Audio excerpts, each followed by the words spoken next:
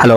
അങ്ങനെ IPL ചെന്നൈ അവരുടെ തുടർ തോൽവികളിൽ നിന്ന് തുടർ ജയങ്ങളിലേക്ക് പഴയ ഒരു ചാമ്പ്യൻ ടീമിലേക്ക് ഉള്ള തിരിച്ചുവരവിൻ്റെ സൂചനകൾ നൽകിയിരിക്കുകയാണ്. അപ്പം ഇന്നലെ നടന്ന മത്സരത്തിലും ചെന്നൈയിലെ ചെപ്പോക്കിൽ നടന്ന മത്സരത്തിലും KKRനെ പരാജയപ്പെടുത്തിക്കൊണ്ടാണ് തുടർച്ചയായ 2ാം ജയം IPL ചെന്നൈ നേടിയത്. അപ്പം നമ്മൾ ആ ജയത്തെപ്പറ്റി പറയുമ്പം അതിൻ്റെ അകത്ത് മെയിനായിട്ട് അതിൻ്റെ ഒരു എന്താ പറയുന്ന ഒരു ക്രെഡിറ്റ് അർഹിക്കുന്ന കുറച്ച് പ്ലേയേഴ്സ് ഉണ്ട്. ഒന്ന്, പവർ പ്ലേയിൽ നല്ല മികച്ച തുടക്കം നൽകിയ സഞ്ജുവും ആയുഷ് മാത്രയും അവരുടെ ഒരു പാർട്ട്ണർഷിപ്പ്. പിന്നെ രണ്ടാമത് ഡെവാൽ ബ്രേവിസ്, മിഡിൽ ഓവറിൽ സ്കോർ റേറ്റ് ഉയർത്തിയ ഡെവാൽ ബ്രേവിസ്.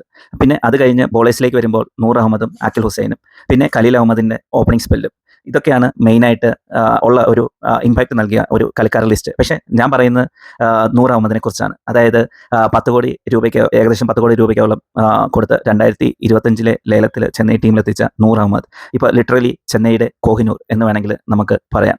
കാരണം ഇന്നലെ നടന്ന കളിയിൽ ഒരു സെക്കൻഡ് ഇന്നിങ്സിൽ കുറച്ചുകൂടി സ്ലോയിഷ് ആകുന്നതാണ് നമ്മൾ കണ്ടത്. അപ്പോൾ ആ ഒരു കണ്ടീഷൻ മുതലാക്കി നൂറ് നന്നായിട്ട് തന്നെ ബോൾ ചെയ്തു. 4 ഓവറിൽ പുള്ളി ഏകദേശം വിട്ടുകൊടുത്തത് 21 റണ്ണും നേടിയതാകട്ടെ 3 വിക്കറ്റും. അതിൻ്റെ അകത്തെ ഏറ്റവും പ്രധാനപ്പെട്ട വിക്കറ്റ് സ്റ്റാർട്ട് ചെയ്തത് റെഹാനയുടെ ഒരു വിക്കറ്റായിരുന്നു. അത് കഴിഞ്ഞ് കാമറൂൺ ഗ്രീനിനെ ബൗൾഡാക്കി.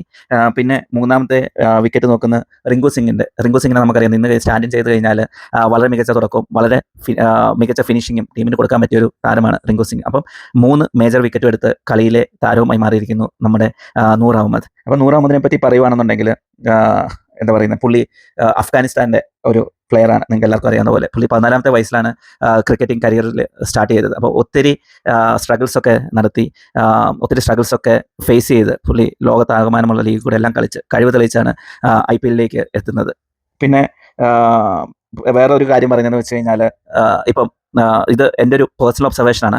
കാര്യം എന്താണെന്ന് വെച്ച് കഴിഞ്ഞാൽ, അടുപ്പിച്ചടുപ്പിച്ച് കുറേ കളികൾ ഓരോ ഗ്രൗണ്ടിൽ അല്ലെങ്കിൽ ഓരോ പിച്ചിൽ നടക്കുമ്പോഴത്തേന് പിച്ച് വന്നിട്ട് ഒരു ടയർനെസ് കാണിക്കാൻ തുടങ്ങും. മെയിനായിട്ട് നമുക്ക് ഈ ഒരു ടയർനെസ് ഒബ്സർവ് ചെയ്യാൻ പറ്റുന്ന ഗ്രൗണ്ടുകൾ എന്ന് വെച്ച് കഴിഞ്ഞാൽ ചെന്നൈയിലെ ഗ്രൗണ്ട്, പിന്നെ LSTയുടെ ഹോം ഗ്രൗണ്ട് എക്കാന സ്റ്റേഡിയം, പിന്നെ GTയുടെ ഹോം ഗ്രൗണ്ട് അഹമ്മദാബാദിലെ സ്റ്റേഡിയം, പിന്നെ നമ്മുടെ രാജസ്ഥാൻ്റെ home ground Sawai Mansingh stadium. ഇവിടെയൊക്കെ ഒരു ടയർഡ്നെസ് നമുക്ക് കാണാൻ പറ്റുന്ന തരം ഒരു പിച്ചാവും അടുപ്പിച്ച് 2-3 കളി വന്നു കഴിയുമ്പോഴത്തേന്. അപ്പോൾ അങ്ങനെ വരുമ്പോഴത്തേന് ഇപ്പോൾ ചെന്നൈയുടെ ഈ ഒരു ബോളേഴ്സ് ഒരു മുതൽക്കൂട്ടാവുന്നുള്ള സംശയമില്ല. ബോളേഴ്സ് എന്ന് പറയുമ്പം നൂർ അഹമ്മദും അഖിൽ ഹുസൈനും മെയിനായിട്ട് അവരുടെ ഒരു സ്പിന്ന് ചെന്നൈയുടെ മുന്നോട്ടുള്ള പോക്കിനത് മെയിനായിട്ട് ഒരു ഫ്യൂവൽ നൽകും.